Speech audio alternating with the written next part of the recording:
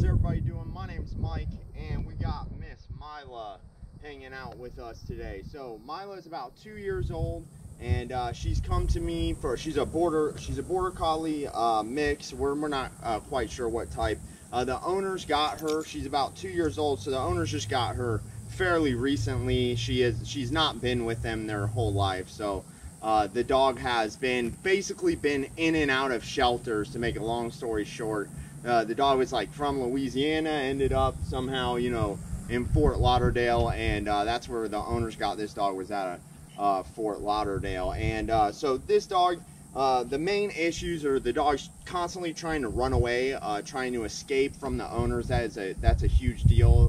The owners are a little bit older, so they really can't have a large dog trying to constantly take off on the leash. So that's a big issue. Also, she's jumping, and you know, when you get older, you get thin skin, and she's jumping, scratching people, and she even jumped and got me when I was in their house. And even though I moved and still got her with the leash, still correct her with the leash, she even got me. So you know, when dogs do bad habits, it's because somehow in that environment and the people in the environment have accidentally taught the dog to do that. Essentially, whatever the dog's doing, we've taught the dog to do it. So the way we start fixing a dog like her is, I've had her for 2 days already. I'm sure the owners will be surprised to see her just standing like this. When I first got with this dog, you know, she's just running back and forth when she's outside. She's not paying attention at all to the person on the leash. You know, she's just taking off back and forth, tying you up, just kind of doing whatever she wanted to do. So I'm going to show you guys the first way we stop a dog who wants to run away. So I did this basically at the owner's house. Is I let the dog, if the dog's going to look this way, I would let her take up some of that leash to go run that way, and then I'd lean back on the leash. Good girl. See how she came back to me? She's doing that because this is what I've done with her the past 2 days. So the idea is, we let the dog, if she goes to run that way, to just take off this way, the first thing I do to teach the dog not to do that anymore is, once they get down to the end of the leash, once they go to take off that way, boom, just like that, just how she's looking at a car that way, just like that. So when the dog's attention is 100% this way, and they're looking to run this way, they put everything into it, and I give a correction and kind of lean back on the leash, as you can see how she is now. I lean back on the leash, and they get a correction right as they hit that end of that leash. And if you time it just right, and the timing and the effectiveness of the correction is right on, that dog will learn very quickly to stop trying to run away. As you can see here, I've been with her for 2 days. You know, I don't film the dog's bad behavior, because that's encouraging it. So you guys will just have to take my word for that.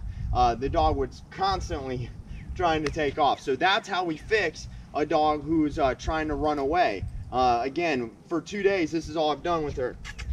Good girl.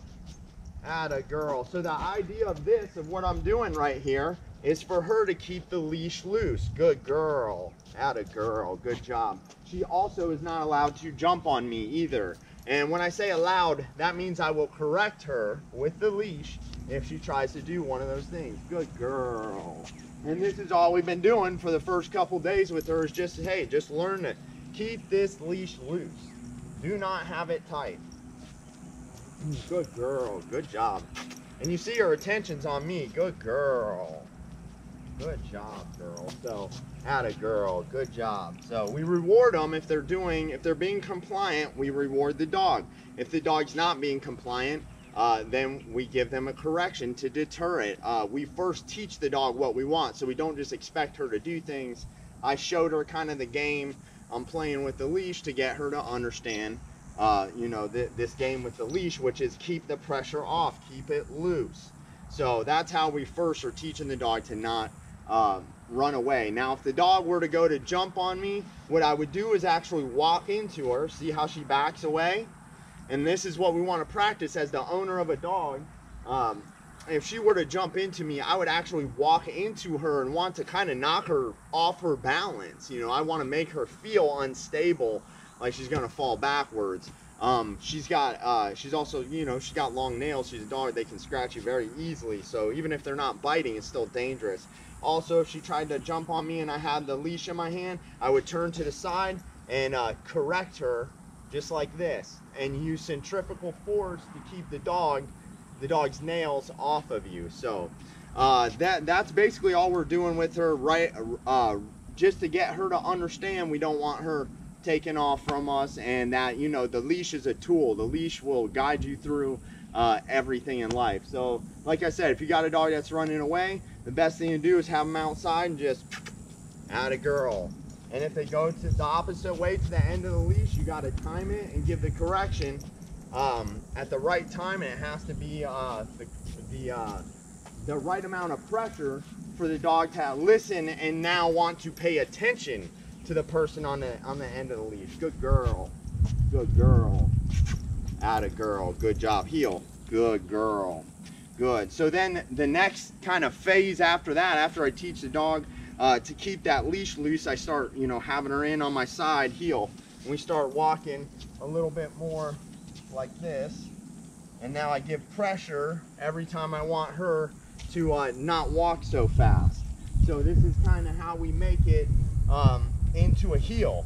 And then from there, to get the dog to start getting more obedience, we start adding the sit into it. And then we start from there, we just keep going, and we're always kind of layering on different things for the dog for training to make sense. So we start very easy, very small, keeping the leash loose, and we kind of get more and more complicated from there for the dog to understand more things. And this is how you have communication with your dog, is you have to have obedience training. You know, unfortunately, you simply can't take the dog into your home, give them treats, and not do obedience training. You have to do obedience training with a leash in a very specific way to get this behavior from a dog. And it's very important for behavioral issues. This dog was labeled not a good dog by the shelters. The owner informed me when they got this dog, the shelter tried to deter them from taking this dog because they thought it was not a good dog. You know, any dog that doesn't try to bite me when I'm around them, and any dog I can kind of put my hand on and them not try to bite me, to me, even if they did that, they're still a good dog. But this is about as good as it gets for dogs for me. So it's kind of sad that the shelter is that far from understanding what a dog needs to behave. So again, this is how we start a dog off who is running away, and also a dog who is jumping. We have to teach them obedience through the leash, and that's going to be our line of communication. And this is what's going to set me up for the next 3 weeks of training with this dog to get her to understand what I want. This is our foundation, is the leash.